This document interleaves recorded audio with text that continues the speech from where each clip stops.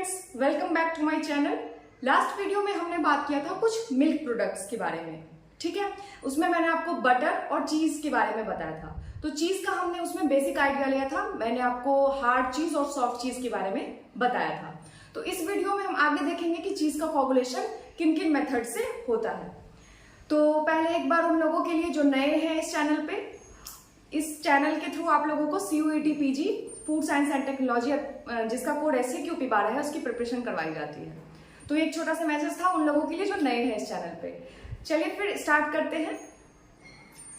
तो आते हैं पहले एक पॉइंट चीज के बारे में कि चीज का कोगुलेशन कैसे कैसे होता है। तो पहला मेथड जो है आपका वो है made through coagulation of milk. Coagulation of milk के बारे में एक आइडिया दिया था मैंने कि मिल्क का कोगुलेशन क्यों होता है।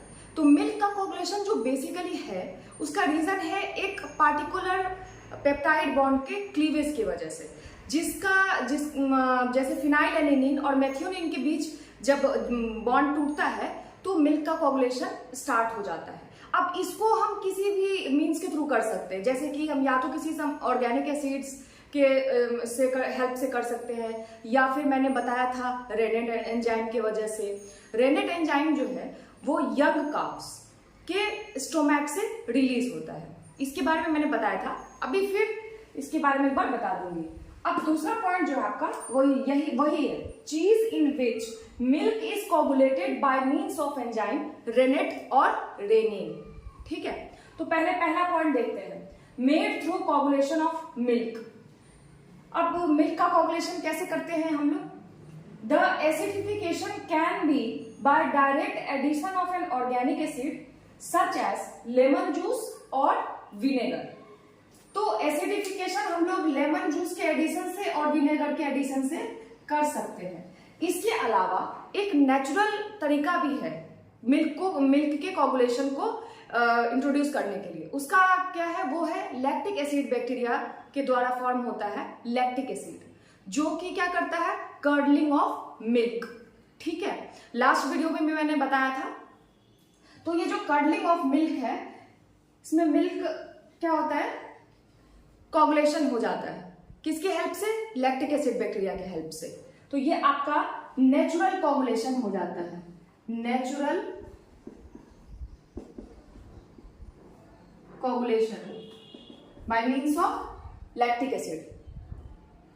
दिस टाइप ऑफ चीज इज कंज्यूम्ड फ्रेश और सॉफ्ट। इस टाइप की चीज जो है फ्रेशली कंज्यूम किए जाते हैं और सॉफ्ट नेचर के होते हैं, इनका टेक्सचर सॉफ्ट होता है।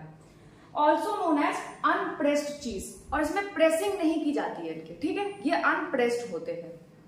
सेम यही जो दूसरा वाला है ये इसका जस्ट अपोजिट है, cheese in which milk is coagulated by enzyme rennet. अब ये एंजाइम रेनेट और रेनिन क्या होता है? तो यंग कार्ब्स के फोर्थ स्टोमैक, जिसको हम लोग एमोमैसम भी बोलते हैं, उससे रिलीज होता है ये रेनिन एंजाइम, ठीक है। और ये रेनिन एंजाइम क्या है? ये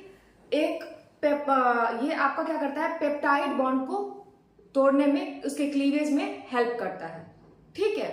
तो ये रेनेट एंजाइम जो है मिल्क के कोगुलेशन में हेल्प करता है। कैसे?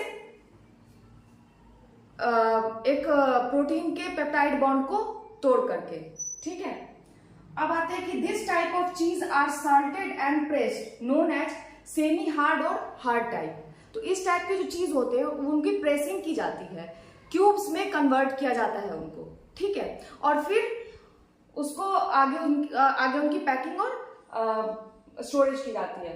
तो this type of cheese are salted and pressed known as semi hard or hard type, ठीक है। यहां तक है, ये नोट कर लीजिए आप लोग।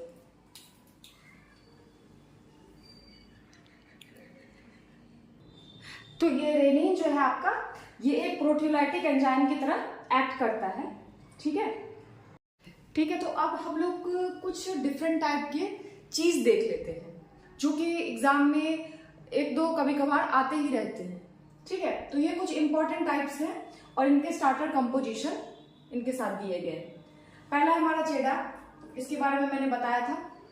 एक्चुअली क्या है कि जो नाम रखा गया चेडार है या फिर रॉकेफोर्ट है, तो ये चेडार या रॉकेफोर्ट ये किस बेसिस पे रखे गए?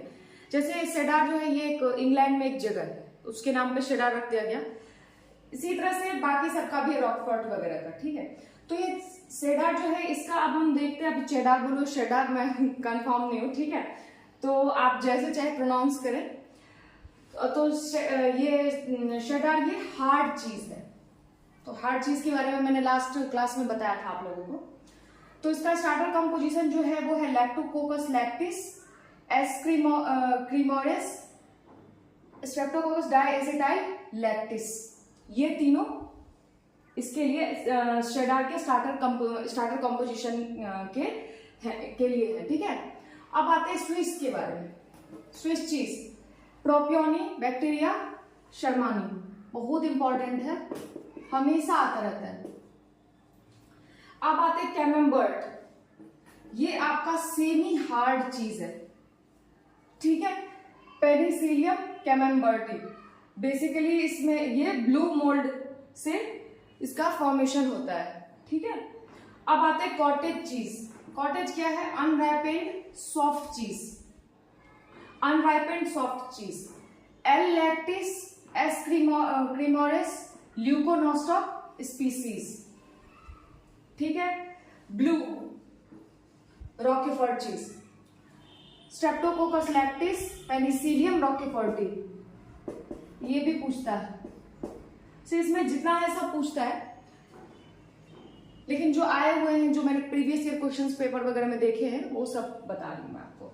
ब्लू वेन, इसके अलावा गौडा वगैरह भी है, ठीक है, मोजरेला भी है। Blue vein, Penicillium roqueforti, cillium glaucum, एक बार नोट डाउन कर लीजिए, ठीक है। तो अब आते हैं हम लोगों ने चीज देख लिया, अब आइसक्रीम के बारे में थोड़ा देखते हैं। आइसक्रीम जो है बेसिकली आपका एक विप्ड प्रोडक्ट है, ठीक है, जिसमें एयर इनकॉर्पोरेट होता है।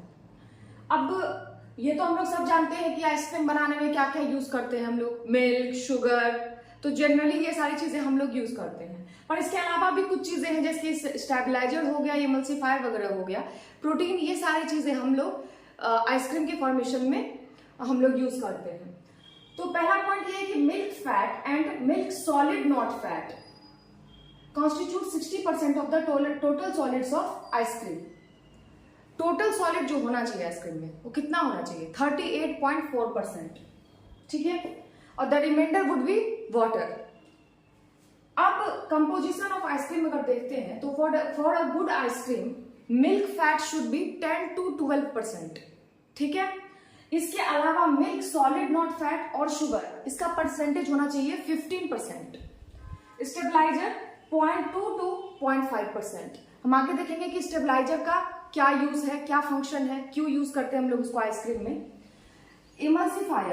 इमल्सिफायर 6.2% होना चाहिए मिनिमम, ठीक है। अब आते हैं प्रोटीन नॉट लेस देन 3.5%। अब प्रोटीन का फंक्शन क्या है? Protein helps to incorporate air in the mixture, ठीक है। जो फैट ग्लोब्यूल्स होते हैं वो उसमें एयर का इनकॉर्पोरेशन होता है, किसके हेल्प से? प्रोटीन के हेल्प से। इससे विपिंग क्वालिटी आइसक्रीम की इंक्रीज होती है। इसके साथ साथ प्रोटीन जो है वो ईच फैट ग्लोब्यूल को कोटिंग कर देता है उसकी, जिससे कि क्या होता है, फैट ग्लोब्यूल्स की स्टिकिंग नहीं होती है आपस में, क्लम्पिंग नहीं होती है, ठीक है, आपस में एक जगह गैदर नहीं होते हैं। किसके वजह से? प्रोटीन उनके सरफेस को कोट कर देता है। इसके अलावा प्रोटीन जो है इमल्सिफिकेशन में भी हेल्प करता है, मिक्सचर को फैट के इमल्सिफिकेशन में भी हेल्प करता है। इससे क्या होता है कि मिक्सचर हमारा स्टेबलाइज रहता है, ठीक है, और सस्पेंडेड रहता है, ठीक है। फैट ग्लोब्यूल्स सस्पेंडेड रहते हैं मिक्सचर में। तो प्रोटीन के इतने सारे फंक्शंस हैं। अब इसके अलावा ट्रेसेस ऑफ वनीला, अब तो वनीला या जो भी फ्लेवर आप यूज करेंगे वो तो आइसक्रीम में ऑब्वियसली इंक्लूडेड रहेगा ही। Ice cream is a whipped product, ठीक है, सबको पता है विपिंग के थ्रू ही हम लोग आइसक्रीम प्रोड्यूस करते हैं। अभी हम इसका फ्लो चार्ट देखेंगे तो वहां भी देखेंगे कैसे क्या होता है। स्टेबलाइजर बेसिकली हम लोग क्यों यूज करते हैं कि जब हम आइसक्रीम का फॉर्मेशन होता है तो उसकी फ्रीजिंग करते हैं, ठीक है, उसका भी एक टेम्परेचर होता है। उस फ्रीजिंग पे क्या होता है कि वहां लार्ज आइस क्रिस्टल्स का फॉर्मेशन होने लगता है। तो अगर हमें इस चीज को रोकना है, ठीक है, तो हम लोग को स्टेबलाइजर ऐड करना होगा। स्टेबलाइजर का क्या फंक्शन है? Prevent the formation of ice crystals during freezing, ठीक है, फॉर्म जेल्स विथ वाटर। अब ये स्टेबलाइजर जो है ये क्या करता है? वाटर के साथ जेल का फॉर्मेशन करता है। इससे क्या होता है? आइसक्रीम की बॉडी का टेक्सचर जो है, ठीक है, आइसक्रीम की बॉडी और उसके टेक्सचर को इंप्रूव करने में हेल्प करता है। कौन? स्टेबलाइजर। अब स्टेबलाइजर कौन कौन से यूज करते हैं? स्टेबलाइजर हम लोग वैसे गम, जिलेटिन, सेलुलोज, ये सारे तरह के स्टेबलाइजर हम लोग यूज करते हैं। और सेलुलोज की कुछ डेरिवेटिव्स भी यूज करते हैं, जैसे कि CMC, कार्बोक्सी मिथाइल सेलुलोज, ये भी एक सेलुलोज का डेरिवेटिव है और इसको भी हम लोग यूज करते हैं स्टेबलाइजेशन में आइसक्रीम के। यहां तक पॉइंट समझ में आया? अब आगे इसके बाद हम लोग फिर देखते हैं कि इमल्सिफायर का क्या फंक्शन है और उसके बाद फिर हम इसका फ्लो चार्ट देखेंगे आइसक्रीम का। चलिए, तो अब हम लोग एक फंक्शन ऑफ इमल्सिफायर देख लेते हैं। इमल्सिफायर क्यों यूज करते हैं? Disperse the fat globules through out the mix. Fat globule को डिस्पर्स करने में हेल्प करता है। इससे क्या होता है? वो उनकी स्टिकीनेस नहीं होती है और आपस में उनकी क्लम्पिंग भी नहीं होती है, ठीक है। तो जो वो गैदर होके जो फैट ग्लोब्यूल्स क्लम्पिंग करते हैं, ठीक है, जो एक क्लस्टर का फॉर्मेशन होता है कॉम्पैक्ट मास का, वो नहीं होता है। किसके हेल्प से? इमल्सिफायर की हेल्प से हम उसको प्रिवेंट कर सकते हैं आइसक्रीम मिक्सचर में। तो disperse the fat globules through out the mix and prevent them from clumping together during the freezing mixing operation, ठीक है। Make the ice cream dry and stiff. Egg yolk is a natural good emulsifier, ठीक है। Naturally अगर हमें किसी emulsifier को use करना हो तो किसको करेंगे? एग योक को। और ये आइसक्रीम को ड्राई और स्टिफ रहने में हेल्प करता है, ठीक है। तो अब हम लोग आइसक्रीम का फ्लो चार्ट देख लेते हैं। The liquid constituents are heated to 43 degree Celsius, ठीक है। 43 डिग्री सेल्सियस पे सारे लिक्विड कॉन्स्टिट्यूएंट्स को हीट करते हैं, फिर उसमें शुगर और ड्राई इंग्रेडिएंट्स को मिक्स करते हैं, क्योंकि वार्म लिक्विड में ये सब इजीली डिजोल्व हो जाएगा। इसके बाद the mix is now pasteurised at 71 degree Celsius for 30 minute और HTST pasteurised at 82 degree Celsius for 25 second, ठीक है। ये पूछता है आपका कितने डिग्री सेल्सियस पे आइसक्रीम का पास्चराइजेशन करते हैं। इसके बाद होमोजेनाइजेशन करते हैं, इससे फैट ग्लोब्यूल्स का इक्वल डिस्ट्रीब्यूशन हो जाता है, यूनिफॉर्म मिक्सचर का फॉर्मेशन होता है, क्लम्पिंग नहीं होती है फैट ग्लोब्यूल्स की। काफी डिटेल में मैंने होमोजेनाइजेशन वाली वीडियो में बताया हुआ है। इसके बाद कूलिंग करते हैं 4.4 डिग्री सेल्सियस पे, फिर एजिंग करते हैं। अब एजिंग हम लोग क्यों करते हैं? जो मेल्टेड फैट होता है उसके स्ट्रक्चर को सॉलिडिफाई होने में, ठीक है, और उसके टेक्सचर को इंप्रूव होने के लिए हम लोग एजिंग करते हैं, ठीक है। इसके बाद pass through a freezer, freezer से पास करते हैं -5.5 डिग्री सेल्सियस पे। तो इस टेम्परेचर पे सारा वाटर जो है वो फ्रीज नहीं होता है, इसीलिए यहां पर ओवररन होने का चांसेस होता है, ठीक है। इसमें क्या होता है कि एयर इनकॉर्पोरेट हो जाता है और इसी पॉइंट पे ओवररन काउज हो जाता है, वो भी मैं एक पॉइंट बता दूंगी। Then semi solid ice cream put into containers. अब क्या होता है, जो सेमी सॉलिड आइसक्रीम है, जैसा कि मैंने बताया कि इस टेम्परेचर पे सारा वाटर तो सॉलिडिफाई होगा नहीं, सारे वाटर तो फ्रीज होंगे नहीं, तो इन सब जो ये है अभी सेमी सॉलिड स्टेट में रहता है, ठीक है। तो हम लोग इसको कंटेनर में प्लेस कर देते हैं। Then containers are placed into hardening rooms, जहां का टेम्परेचर बहुत ज्यादा होता है, हार्डनिंग रूम का -34 डिग्री सेल्सियस, तो वहां हम लोग इसको रख देते हैं। इसके बाद भाई पैकेजिंग स्टोरेज कर देते हैं। यहां तक प्लीज आप लोग नोट कीजिए, ठीक है। तो अब हम लोग जो मैंने एक पॉइंट आपसे कहा था ओवररन, तो ओवररन क्या होता है?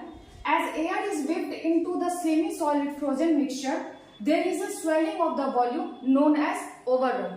तो मैंने बताया था कि -5.5 डिग्री सेल्सियस पे तो सारा वाटर फ्रीज होगा नहीं, तो उसी टाइम पे क्या होता है कि एयर अगर गलती से भी मिक्सचर में इनकॉर्पोरेट हो जाता है तो वो क्या करता है? स्वेलिंग कॉज कर देता है, इसी को हम लोग ओवररन बोलते हैं।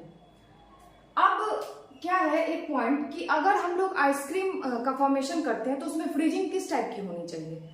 क्विक फ्रीजिंग होनी चाहिए। क्यों? क्योंकि क्विक फ्रीजिंग में क्या है, जल्दी फ्रीजिंग हो जाएगा और क्विक फ्रीजिंग में लार्ज आइस क्रिस्टल्स का फॉर्मेशन नहीं होता है। ठीक है, ये आपका स्लो फ्रीजिंग में होता है। इसीलिए आइसक्रीम में जो फ्रीजिंग हम लोग करते हैं वो क्विक फ्रीजिंग करते हैं। ठीक है, और क्विक फ्रीजिंग करने से स्मॉल आइस क्रिस्टल्स का फॉर्मेशन होता है और उसके आइसक्रीम के बॉडी या उसके टेक्सचर को कोई भी हार्म नहीं होता है। ठीक है, तो ये याद रखेंगे एक पॉइंट कि ice cream freezing must be quick in ice cream. अब देखेंगे खोआ। खोआ क्या है? सेमी सॉलिड प्रोडक्ट है। ठीक है, मिल्क को ओपन पैन्स होते हैं, उसमें इवेपोरेट होता है। ठीक है, मिल्क, और उसके बाद जो मास बचता है हमारा, वो हमारा खोआ होता है।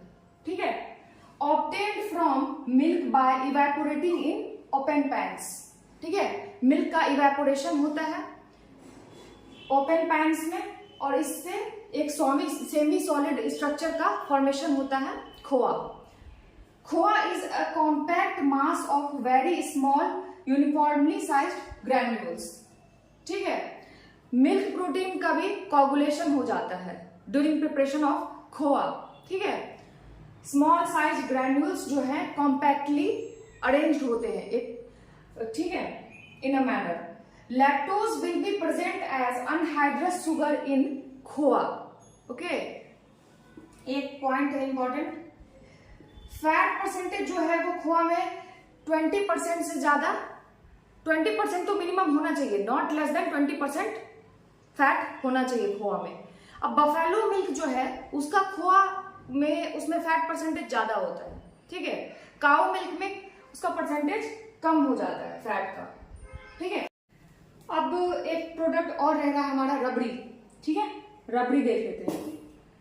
तो जो बफेलो मिल्क में हाई फैट कंटेंट होता है, तो इससे तो आप रबड़ी बनाए, खोआ जो भी बनेगा उसका क्वालिटी ज्यादा अच्छा होगा क्योंकि इसमें हाई फैट कंटेंट होता है। ठीक है, तो रबड़ी कैसे बनता है? The product is obtained by heating milk in a wide pan. ठीक है, मिल्क को एक वाइड पैन में कंटिन्यू हीट करते हैं और हीटिंग जब हम लोग करते हैं तो हीटिंग के दौरान स्टीरिंग नहीं करते हैं, इसको ऐसे ही छोड़ देते हैं। ठीक है, इसके बाद the milk is slowly heated and brought to boil without stirring the milk. ठीक है, the scum that forms on the surface is peeled of.